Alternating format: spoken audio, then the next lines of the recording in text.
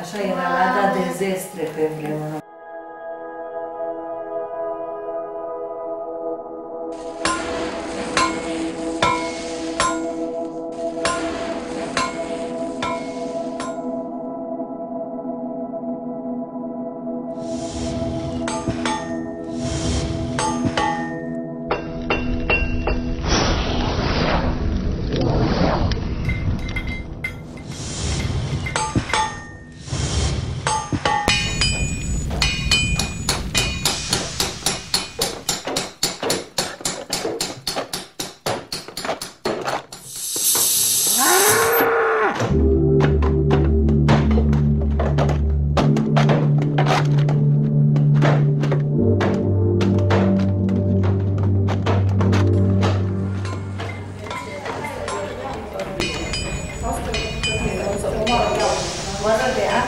Mora de apă funcționează falele. Și falele întrețineau focul și pe fundul sobei a curs pâinea de fiert.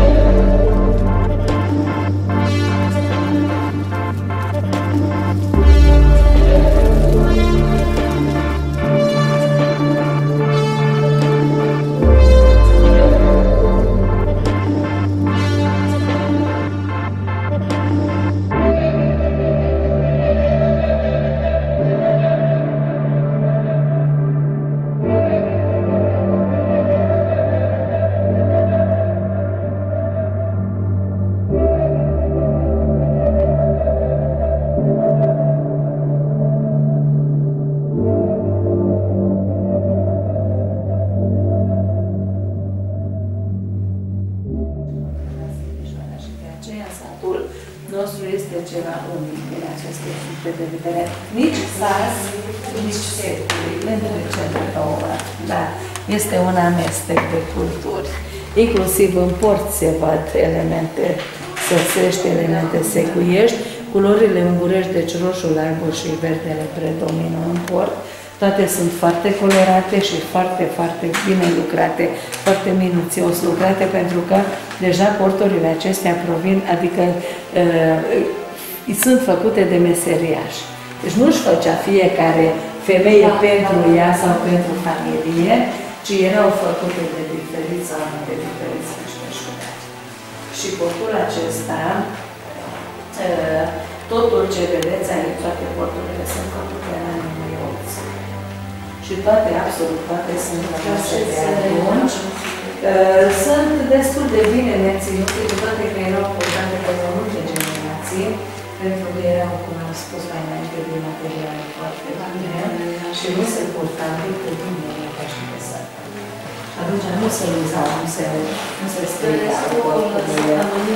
Nu, în restul săptămânii se lucra, deci se purtau niște haine mult mai simple, care puteau fi spălate mai des, știți? Alea se murdăreau, vedeți, acolo, lângă sobă este o femeie bătrână, cam așa. Sau niște portugăși, da, un port popular, dar mult mai simplu, cu șorți, cu niște fustă mai închisă la culoare, cu bluză făcută și țesută acasă materialul, știți? S-a cultivat mai de mult inclusiv și cânepă și in, și din alea țeseau materiale.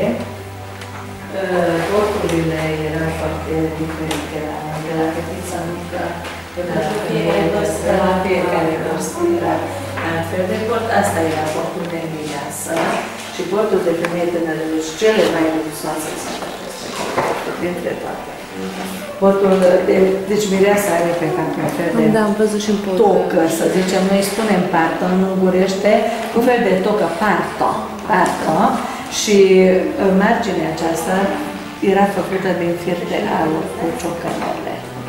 Acolo am văzut ciocănele, un fel de broderie, un fel de dantelă și dantela aceea era făcută tot așa, aici pe șorț, vedeți? Asta roșie.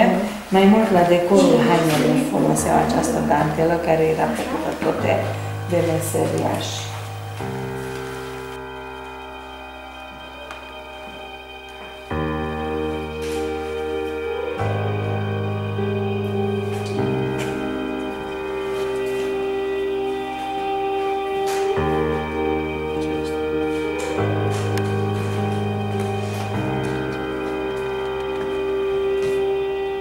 Făcută din fir de aur la margine sus, vedeți? Aici asta roșie, dantela roșie pe șorț. După aceea, în față, vedeți partea asta care e pe pânza albastră, asta roșie.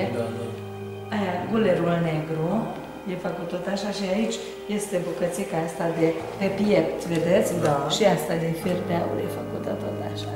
Și mai am încă la o bluză, aici tot așa. Deci asta e model, adică portul de femeie tânără. Tot așa e făcută cu ciocanele și aici, în mânecuța femeii, aici, da, partea altă este făcută tot așa, cu ciocanele. Da. Și asta e foarte frumoasă, asta e un fel de broderie care acum în zilele noastre nu se mai face, pentru că nu se poate valorifica. Deci, cum să zic, are așa de mare valoare și pe vremuri avea o valoare ca și aurul, așa era de scump. Da. Pentru că era necesar mult timp pentru a face și foarte multă răbdare și dexteritate.